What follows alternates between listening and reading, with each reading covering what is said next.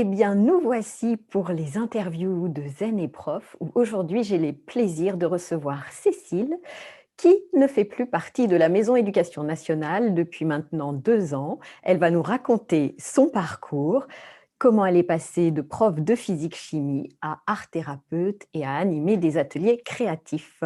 Bonjour Cécile. Bonjour.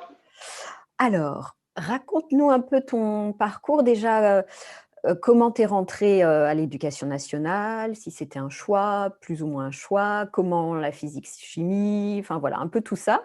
Et puis après, petit à petit, le but étant de comprendre pourquoi tu es partie et surtout comment et vers quoi tu es partie. D'accord.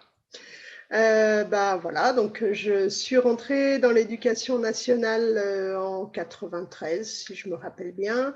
Alors le parcours, mes parents étaient profs, donc c'était un petit peu prédestiné que je sois prof. On n'avait pas trop cherché d'autres voies. Au début, je voulais être prof de sport. Et puis, ça n'a pas pu se faire pour maintes raisons. Et du coup, je me suis retrouvée en physique-chimie. Voilà, et j'ai commencé, j'avais 21 ans en physique-chimie, professeur d'abord sur Belfort et ensuite en région parisienne. Ok. Et c'était collège, lycée? Alors, j'ai fait mon année stage, j'ai fait en lycée Oui, technique. Donc, d'accord. j'étais toute jeune, j'avais des élèves qui avaient à peu près mon âge, voire j'en avais même un qui était plus vieux que moi.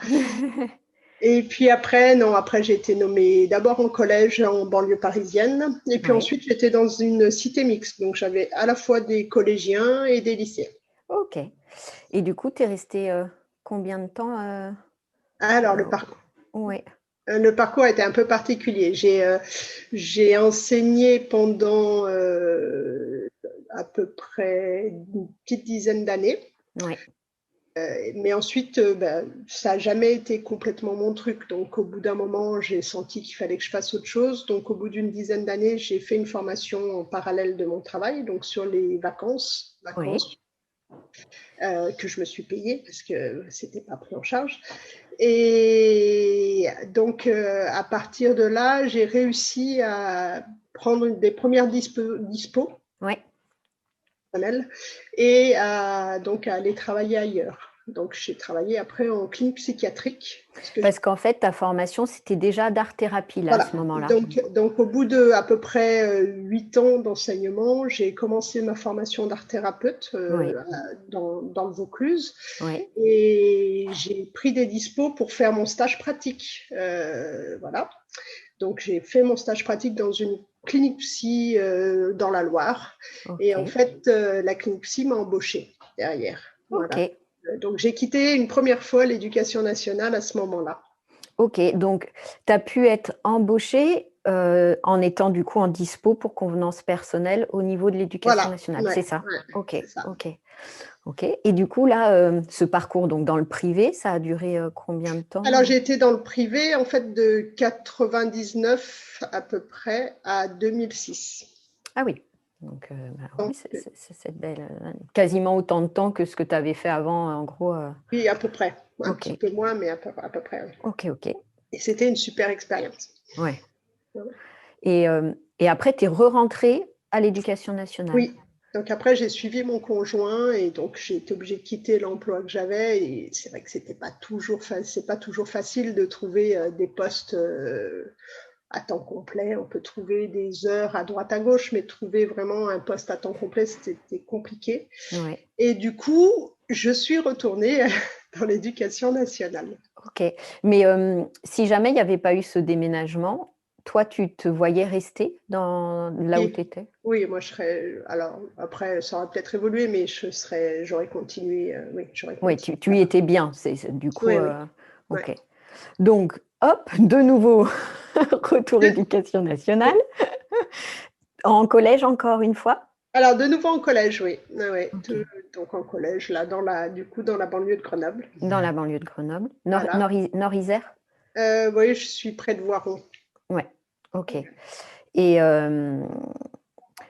et donc là, tu reprends, enfin, tu reprends dans quel état d'esprit? C'est différent? C'est Oui. quoi? Ouais, c'est différent parce que je pense que l'expérience que j'ai eue, d'avoir déjà quitté, d'avoir travaillé dans le privé, d'avoir travaillé en tant qu'art thérapeute, donc j'ai quand même travaillé dans une clinique psychiatrique avec des gens en dépression. Enfin, c'était quand même particulier. C'est une expérience très riche, mais qui Mhm. fait aussi avancer. Et du coup, j'ai repris le travail à l'éducation nationale un petit peu différemment. J'étais, je vais dire, un petit peu plus cool. Ça m'affectait un petit peu moins, Plus détaché. en tout cas au début. Ouais. Voilà. Et donc, j'ai repris pendant quelques années. Voilà, j'étais plus sereine par rapport à ce que je faisais dans l'éducation nationale. Mm. Ok.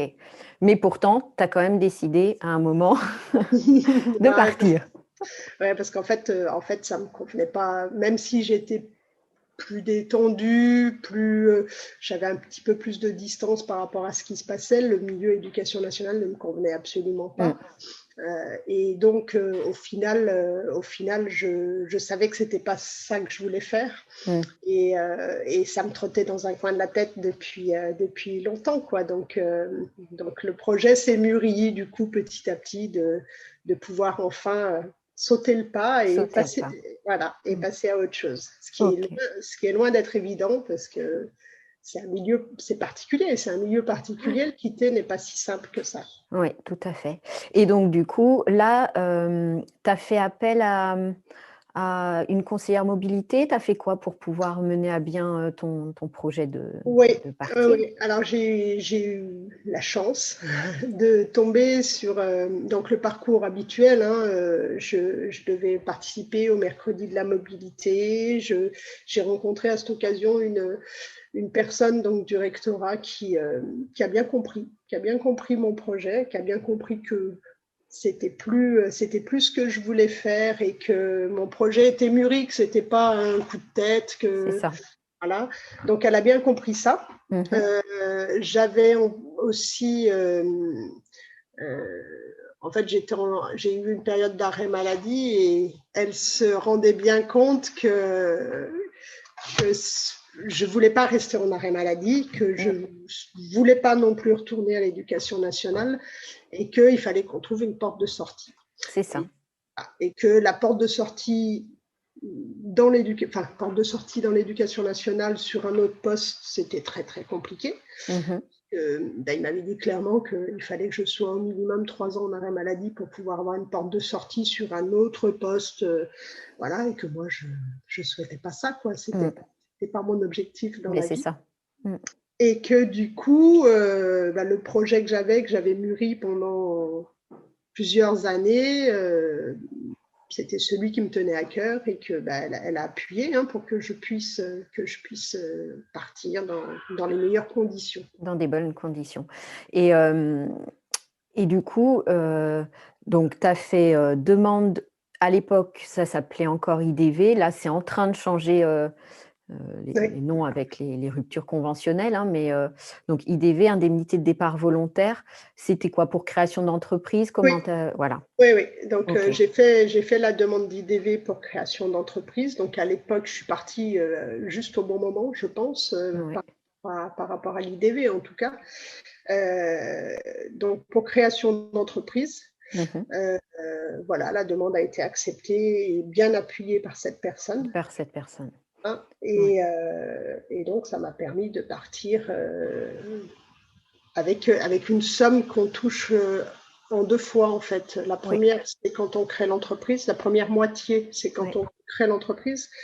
La deuxième moitié, je l'ai touchée au bout d'un an d'exercice quand je leur ai donné mon bilan comptable. Ouais, c'est ça, pour prouver que bah, tu Oui, que utilises. c'était pas fictif, C'est quoi. ça, exactement.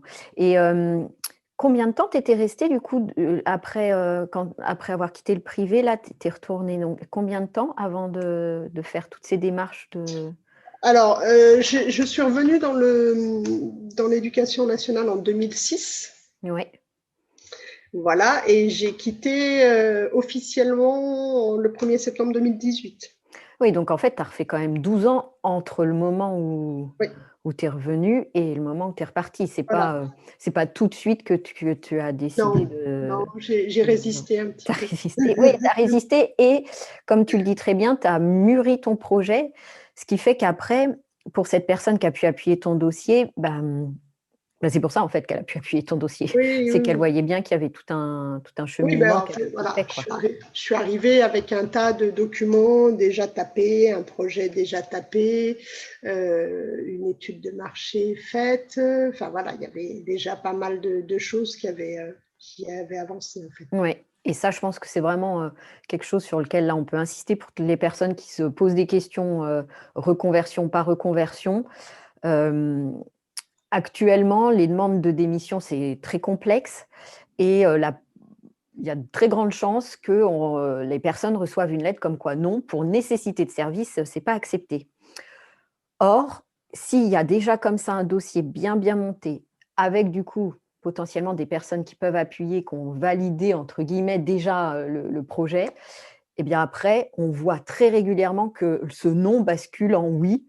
Alors oui, avec somme d'argent, c'est encore plus complexe, mais en tout cas un oui et ça voilà, je voulais qu'on insiste quand même là-dessus, sur le fait que, c'est pas juste dire: «Je veux partir pour partir». Hélas, il faut avoir, quand même, préparé quelque chose en amont. Je pense que c'est voilà, je pense que ça appuie bien la démarche, voilà, ça aide Mmh, en tout cas à la décision. c'est ça et de toute façon, pour soi-même aussi, ça permet d'être un peu plus au clair sur ce qu'on a envie de faire et de voir où on veut aller et de voir si notre projet est viable ou pas, hein. Parce que, il y a aussi une part de l'éducation nationale qui a pas forcément non plus envie, qu'on se retrouve, dans une situation, après où on s'en sortirait pas, quoi. Donc, Oui, oui, oui, oui. Après, voilà. Ils disent non des fois, on se demande pourquoi, mais il y a quand même on peut leur reconnaître ça quand même, une part d'eux qui est là: «Oui, mais enfin, le plan B, est-ce qu'il tient la route, quoi?» OK, OK et donc du coup, 2018, grand plongeon. voilà, ouais. Alors, grand plongeon dans quoi? Voilà, un grand plongeon dans quoi? Bah, donc du coup, j'avais fait une formation d'art thérapeute. Voilà, j'avais déjà travaillé là-dedans, donc c'était pas un univers inconnu. La différence, c'est que j'avais travaillé là-dedans en étant salariée, puisque j'étais embauchée par une clinique. Mais j'avais pas vraiment envie de repartir dans une institution. Mmh. J'avais envie je crois que j'avais envie vraiment de mener mon projet. Donc l'idée, c'était de monter mon atelier à moi. Voilà, donc j'ai monté mon atelier. J'ai fait quelque chose de mixte, c'est-à-dire que j'ai pas fait uniquement un atelier d'art-thérapie parce que c'est compliqué de tout se faire une clientèle. Mmh. Il faut quand même un temps important pour se faire une clientèle et pour pouvoir en vivre. Donc du coup, j'ai fait quelque chose de mixte, c'est-à-dire que je fais à la fois des ateliers créatifs, Mmh. officiellement enfants, ados, adultes. J'ai surtout beaucoup d'enfants. Et à côté de ça, je développe tout doucement le côté art-thérapie qui a un petit peu plus de mal à prendre pour le moment, mais bon, voilà, il faut le temps D'accord. pour le connaître. Donc les enfants, le principe, c'est que je récupère des enfants tous les soirs à la sortie de l'école. Et en fait, ils viennent dans mon atelier qui était mon ancien garage, parce que je ne voulais pas prendre un local pour le moment à l'extérieur. Et ils viennent après l'école et on fait 1 heure et demie d'activité tous les soirs. Mmh. Donc j'ai chaque soir un groupe différent d'enfants et les parents les récupèrent à la sortie de l'atelier au lieu de les récupérer à la sortie de la garderie. D'accord et là, tu mixes quoi, un peu de tout en art créatif ou, Ouais, je touche un peu à tout. tu touches un peu à tout? Alors, on fait beaucoup de peinture, peinture sur verre, sculpture. Je leur fais découvrir la sculpture sur pierre, argile. Puis après, on fait des tableaux en clou et en fil. On fait du macramé. Enfin, voilà, on fait plein d'activités différentes. Le principe, en fait, c'est les enfants sont inscrits à l'atelier, ils ne vont pas faire une seule activité, Mmh. contrairement à une MJC où ils vont Mmh. s'inscrire à la poterie. Mmh. Là, ils s'inscrivent à l'atelier et en fait, ils découvrent les différentes activités et selon leurs affinités, ils vont découvrir de la peinture sur soie, de la peinture sur verre, de la sculpture, voilà. Ok. Et toi, dans ta formation d'art thérapeute, il t'avait permis de toucher à tout ça ou Non. non, t'as étendu par toi-même Ouais, après? j'en faisais déjà, je faisais beaucoup de choses différentes, beaucoup de Ok. récup, voilà, beaucoup de créations variées, de mélanges d'activités. Donc après, oui, la formation m'a ouverte, mais plus sur l'accompagnement des personnes Ouais. que vraiment sur les Que activités en sur les elles. activités. Ok. Et au niveau du statut, tu es en auto-entreprise, enfin Oui, micro-entreprise, on dit maintenant? ouais, je suis en Tu es en micro-entreprise. micro-entreprise, ok. Très bien, super. J'en profite pour dire que dans les liens que je donne sous la vidéo, vous retrouvez le site de Cécile et puis différentes infos. Puis vous avez aussi des images de tout ce qu'elle fait avec les petits, moyens et grandes personnes. Comment s'appelle du coup ta structure? Alors j'ai appelé ça l'atelier Yoline. Yoline. Voilà, Yoline, c'est un mélange des prénoms de mes deux enfants. Ok. Et du coup, par rapport par rapport à ta vie familiale qui a forcément un peu bougé avec ce changement professionnel, euh, est-ce que tu veux en dire quelques mots, dire les challenges que ça permet de relever? Alors, c'est un gros changement parce que du coup, même si quand on est prof, on est quand même en partie à la maison, on s'en va de la maison, on va quand même travailler à l'extérieur. Donc là, je suis à la maison la plupart du temps. Donc, il y a le premier challenge, c'était de faire comprendre que j'étais à la maison, mais que je travaillais quand même. Voilà, donc ce qui n'était pas forcément simple, mes enfants étant pas forcément très très grands au début, c'était un petit peu difficile de faire la part entre la maman elle est au boulot, faut pas déranger, etc. Mm. Voilà, bon ça a été un petit peu le premier point où il y a dû avoir des ajustements. Après, bon, se trouve le point financier parce que c'est vrai que pour le moment c'est pas non plus quelque chose qui me rapporte suffisamment pour en vivre décemment, on va dire. Mhm. Donc là, mon conjoint, lui, a un poste, donc on vit essentiellement sur ce que gagne mon conjoint. Donc ça, c'est à la fois bien, mais d'un autre côté, voilà, c'est important aussi que mon entreprise, elle se développe pour subvenir à une partie, quoi. Mm. Voilà, ça c'est quelque chose qui est pas toujours simple. Sinon après je suis ravie en tout cas de voilà d'avoir monté ce qui me trottait dans la tête depuis très très longtemps, Mm. d'avoir quitté l'éducation nationale. Même si j'ai eu une petite appréhension à mettre la lettre de démission à la poste, je regrette mais absolument pas. Mm. Voilà, c'était vraiment un point important qu'il fallait que je fasse, quoi. Donc, Mm. je regrette absolument pas de l'avoir fait. Maintenant, c'est vrai que c'est pas nickel tous les jours dans le sens où, pour le moment, l'entreprise n'est pas assez développée pour me permettre d'en vivre décemment, quoi. Mais bon, C'est encore jeune.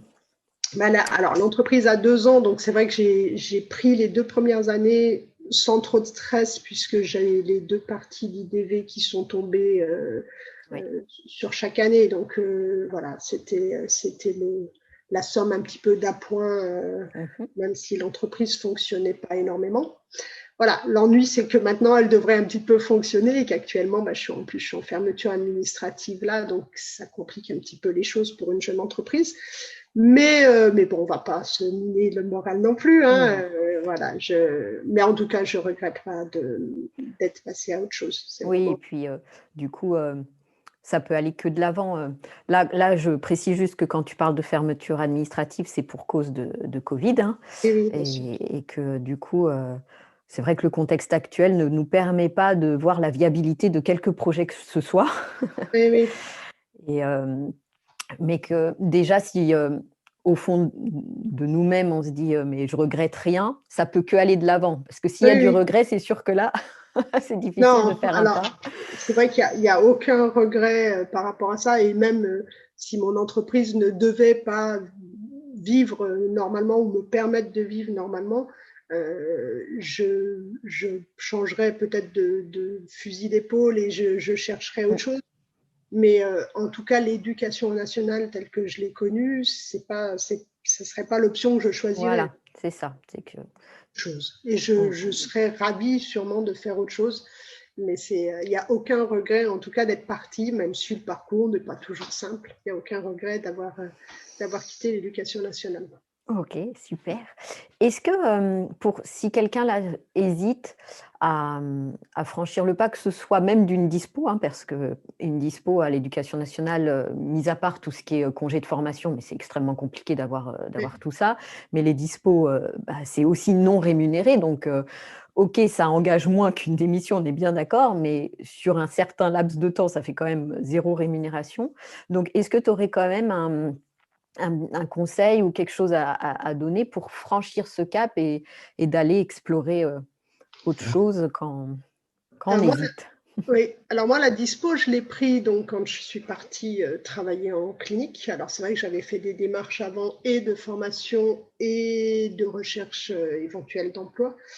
Mais, euh, mais c'est vrai que c'est une expérience, la dispo, je pense qu'elle est importante à prendre avant toute, enfin, si possible, avant toute démission, parce que ça permet de tester. Hein. Moi, c'est Mm, vrai que j'ai testé pendant un certain temps de travailler dans ce milieu-là et que j'ai bien vu que c'était le milieu qui me plaisait. mhm, Donc, je pense que c'est intéressant de passer par la dispo pour essayer de, entre guillemets, de trouver sa voie et de voir ce qui peut, ce qui peut plaire, tout simplement, mm.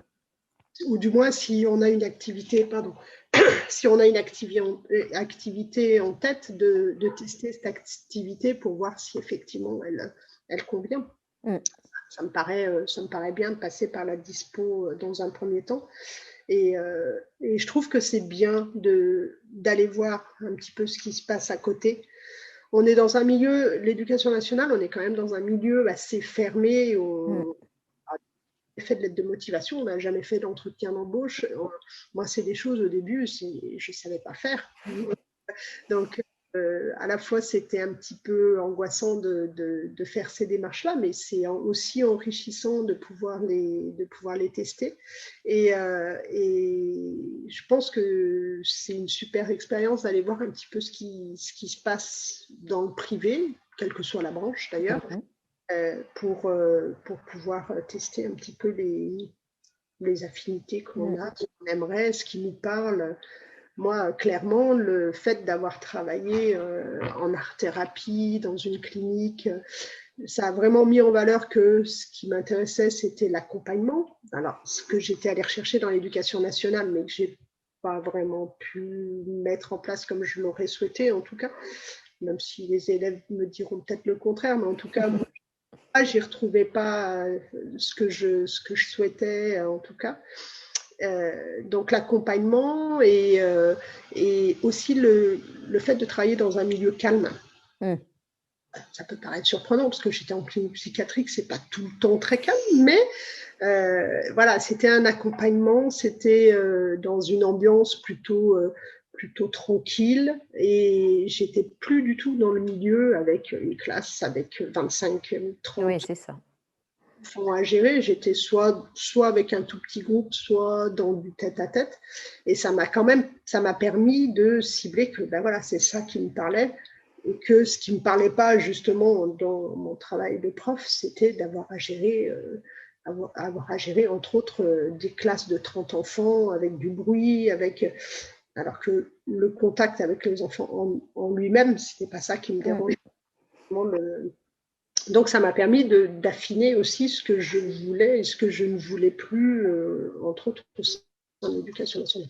Ouais, mais ça, c'est vraiment super intéressant comme conseil, c'est de tester des choses, que ce soit là, là c'était cadre professionnel, mais on peut tester d'autres choses dans des associations en faisant ça sans quitter notre travail hein, initial, pour se dire ah oui, quand je suis dans tel environnement, ah, ça me convient quand même mieux.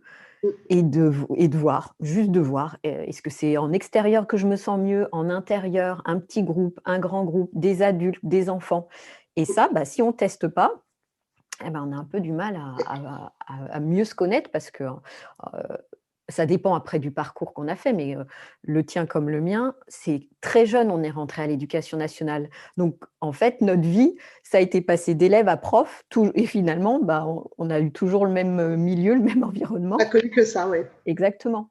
Et c'est vrai que voilà, d'aller voir un peu, ailleurs et c'est encore mieux quand c'est dans un cadre professionnel parce que, bah, ça nous met vraiment, dans des conditions, bah, de si on veut partir, ça Voilà. sera exactement les mêmes conditions, hein, mais Oui, donc si j'ai un conseil à donner, c'est à la fois voilà, de peut-être passer par la dispo pour tester ces choses-là, mais aussi quand même d'avoir un petit peu ciblé quel style de choses avant pour pouvoir, voilà, pour pas.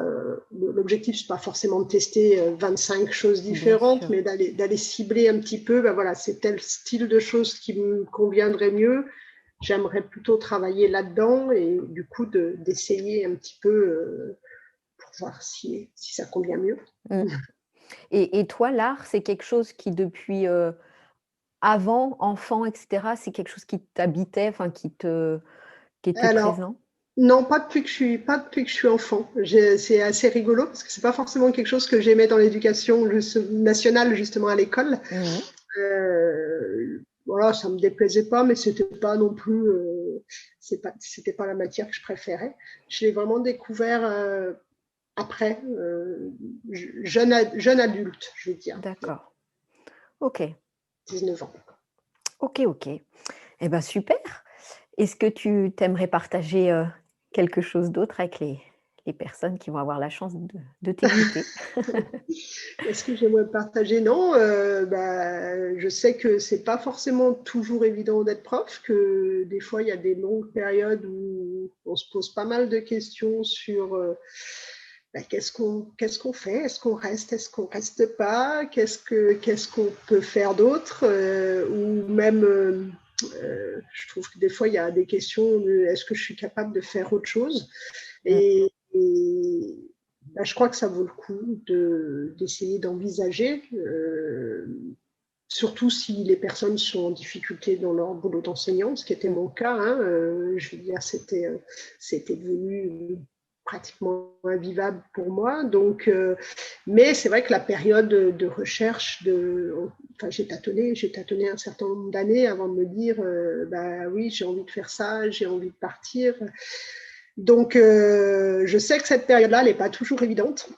Et moi, le message que j'avais envie de transmettre quand tu m'as contacté, bah, c'était justement de dire c'est pas parce qu'il y a ces grosses périodes là où on doute, où on ne sait pas trop, où on a l'impression d'être en échec dans le cadre de l'éducation nationale, c'est pas parce qu'il y a ces périodes-là que à la fois qu'on vaut rien, Mmh. il y a des choses à mettre en place, il y a des choses à découvrir, et franchement, ça peut valoir le coup voilà, d'envisager autre chose et de se sentir mieux dans ses baskets, Mmh. voilà, même en quittant l'éducation nationale. Mmh. Et bah, super, merci pour ce mot de la fin et et du coup, bah, moi, j'aurai le plaisir de continuer l'aventure des interviews très prochainement et vous aurez toutes les infos par email, par Facebook, enfin comme d'habitude. À très bientôt. Merci, au revoir. Merci.